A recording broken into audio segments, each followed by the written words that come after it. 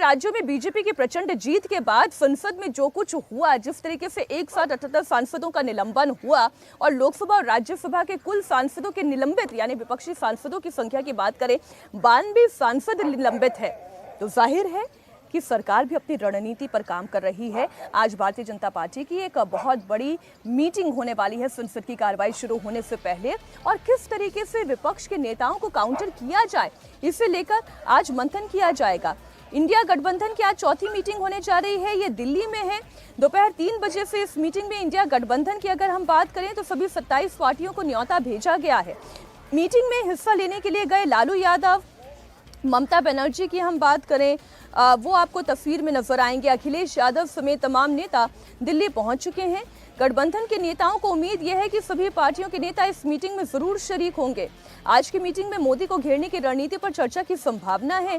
बैठक में लोकसभा चुनाव में सीट शेयरिंग का फॉर्मूला क्या होगा। देखिए, इस तरीके की मीटिंग आपने मुंबई में देखी, इस तरीके की मीटिंग आपने पटना में देखी, आपने बेंगलुरु में भी देखी। एक के बाद एक खाली मीटिंग हो रही है, लेकिन जो मूल विषय है कि सीट शेयरिंग का फॉर्मूला क्या होगा, इससे लेकर कोई चर्चा नहीं हो पा रही है। तो संभावना ये जताई जा रही है कि आज जब ये बैठक होगी, पहले तो इंडिया अलायंस के जितने भी बड़े चेहरे हैं वो इस मीटिंग में शामिल होंगे और 31 दिसंबर से पहले समझौते को लेकर एक संयुक्त रणनीति तैयार की जाएगी। सीट शेयरिंग का कोई फॉर्मूला तैयार किया जाएगा और इंडी गठबंधन की राह आसान नहीं है, इस पर कई सारे सवाल लगातार उठाए जा रहे हैं। बड़ी खबर यह है कि मीटिंग से पहले शिवसेना के उद्धव गुट ने कांग्रेस पर बड़ी तल्ख टिप्पणी की है। आप जरा समझिए, ये वही उद्धव गुट है और अगर हम शिवसेना के नेताओं की बात करें, ये वही नेता हैं जो राहुल गांधी की तारीफ के कसीदे पढ़ते हुए थकते नहीं थे, लेकिन जिस तरीके से 3 राज्यों में हार हुई है उसके बाद कांग्रेस को नसीहत दे रही है। सामना के जरिए उद्धव ठाकरे वाला गुट भी शिवसेना के मुखपत्र सामना की संपादकीय में पूछा गया है कि इंडिया के रथ का सारथी कौन है। रथ में 27 घोड़े हैं, लेकिन रथ का कोई सारथी नहीं है और इसके चलते ये रथ अटक गया है। 4 राज्यों में कांग्रेस की करारी हार के बाद गठबंधन से उठी ये पहली आवाज है। सामना में ये भी लिखा कि कांग्रेस के अहंकार से गठबंधन को काफी नुकसान हुआ। देखिए, अभी तक जो अहंकार की बातें थी वो दबी छिपी जुबान में हो रही थी, लेकिन अब खुलकर सामना के जरिए अहंकार की बात कही गई है। कांग्रेस की जो 4 राज्यों में करारी हार हुई है, इसके बाद गठबंधन के अंदर से उठी हुई, आप समझिए, ये पहली आवाज है। सामना में लिखा है कि रथ में 27 घोड़े तो शामिल कर लिए गए, लेकिन कोई सारथी नहीं है, इसके चलते रथ अटक गया है। मोदी के सामने आखिर चेहरा कौन होगा, ये सवाल अभी भी बना हुआ है। सीट शेयरिंग को लेकर अभी तक कोई रणनीति तय नहीं की गई है। हमारे पास प्रधानमंत्री पद के लिए बहुत सारे चेहरे हैं, ऐसा कहना दिल बहलाने के लिए ख्याल अच्छा है। ये ठीक उसी की तरह है जो रसोइये भोजन का स्वाद खराब कर देते हैं। अब आप देखिए ये तंज कैसा है कि क्या कांग्रेस पार्टी इस गठबंधन में एक ऐसा घटक दल है जो अपने आप को एक अम्ब्रेला के तौर पर देख रहा है और उसके नीचे सभी सहयोगी दलों को एकजुट कर रहा है। क्या कांग्रेस पार्टी की स्थिति ऐसी है? अब इस बात को लेकर संशय होता है, क्योंकि ये जो सामना कह रहा है रसोइया जो भोजन का स्वाद खराब कर देता है। अब आप देखिए, इंडिया गठबंधन की मीटिंग अटेंड करने के लिए दिल्ली पहुंची ममता बनर्जी ने कहा है कि सीट शेयरिंग के सवाल पर अभी बहुत देर नहीं हुई है, सभी लीडर्स मिलेंगे, साथ बैठेंगे, चर्चा होगी। क्या कहना है ममता बनर्जी का, ये आपको सुनाते हैं। It is after election, everybody will decide. I will not take any comments right now because there is a time, there is an opportunity to meet each other. So let us meet.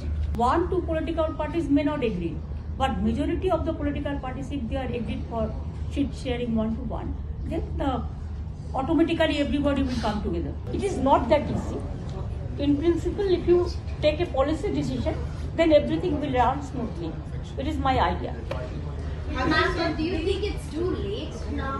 You should have. No, it is not late. Because TMC, you yourself in the Mumbai meeting had said that this should be done by October 15. Better late than never. We are ready. We are ready to fight inch and inch, every inch. Only our policy should be clear. अब भले ममता बनर्जी ये कहें कि अभी देर नहीं हुई है, तो अब इससे ज़्यादा वक्त और क्या इंडिया अलायंस लेगा? आपको बता दें, सीट शेयरिंग के फॉर्मूले को लेकर अभी तक कोई स्पष्ट रणनीति नहीं बनी है। इंडिया अलायंस की आज की मीटिंग में भी अगर सीट शेयरिंग को लेकर और आगे की रणनीति को लेकर कोई स्थायी फॉर्मूला नहीं निकलता है, तो क्या इंडिया अलायंस वाकई में मोदी की गारंटी के खिलाफ 24 में गारंटी खड़ी कर पाएगा? ये सवाल है। इधर आप देखें, आम आदमी पार्टी की रणनीति को अरविंद केजरीवाल एक के बाद एक इंडिया अलायंस के बड़े नेताओं से मुलाकात कर रहे हैं, जिसमें हमने बात की ममता बनर्जी की, इसमें हमने बात की MK स्टालिन की, इसमें हमने बात की उद्धव ठाकरे की। यानी वो एक अलग से रणनीति बना रहे हैं। और अगर आप ये देखें, अरविंद केजरीवाल की पॉलिटिक्स क्या है, वो ये जानते हैं कि पंजाब में उनकी बहुमत की सरकार है, ऐसे में उनकी अपनी कैपेसिटी उस राज्य से 13 लोकसभा सीटों पर उनकी ताकत ज़्यादा बनती है।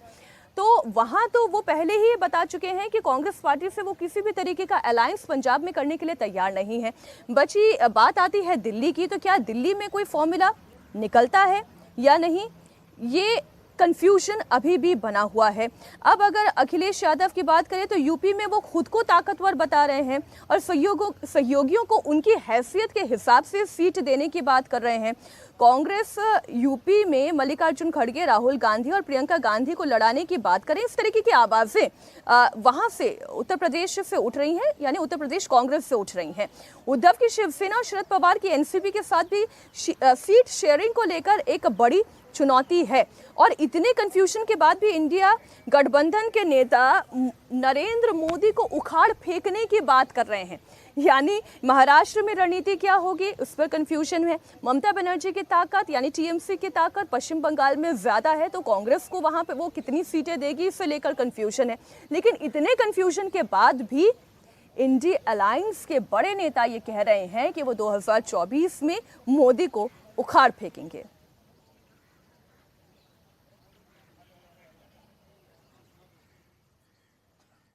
इंडिया गठबंधन के बैठक में हम सब लोग आए हैं जी, और इसको बहुत इसका उज्जवल भविष्य है और इंडिया गठबंधन इस बार देश में सत्ता बनाएगा और हम लोग जीतेंगे और सब लोग मिलजुल करके हम लोग एकजुट हैं और एकताबद्ध होकर के हम लोग नरेंद्र मोदी के सरकार को उखाड़ के फेंकें।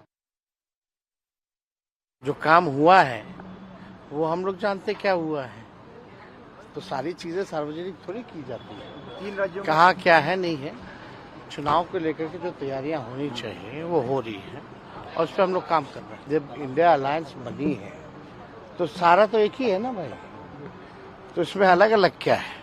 हम लोग सब मजबूती के साथ जिसको जो जिम्मेवारी मिलेगी वो हम लोग जो है निभाएंगे और करेंगे। लेकिन रीजन्स पार्टी जो है अपने क्षेत्रों में तो स्ट्रांग है ही।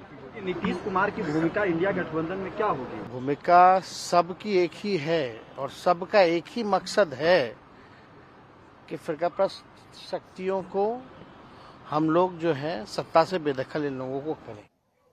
भूमिका सबकी एक ही, सबका मकसद भी एक है, 2024 में नरेंद्र मोदी की सरकार को उखाड़ फेंक देने का।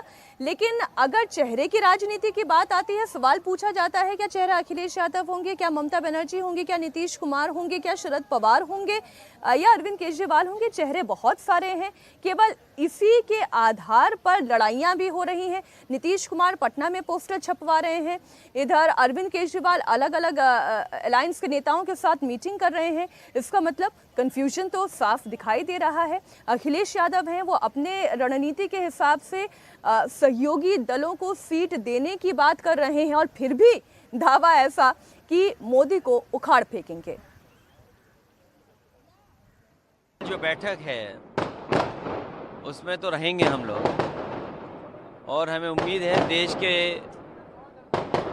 सभी नेता मिलकर के और खासकर इंडिया गठबंधन के जितने भी साथी हैं निर्णय लेंगे और आने वाले समय में भारतीय जनता पार्टी को कैसे हटाएं उस पर विचार जरूर होगा। मध्य प्रदेश की बात खत्म हो गई और विधानसभा के चुनाव भी खत्म हो गए। अब ये जो बात चलेगी वो है 2024 के चुनाव को लेकर के।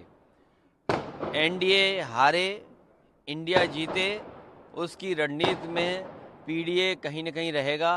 हमारी रणनीति पीडीए है, पीडीए ही एनडीए को हराएगा, पीडीए एनडीए को हरा करके इंडिया को जिताएगा।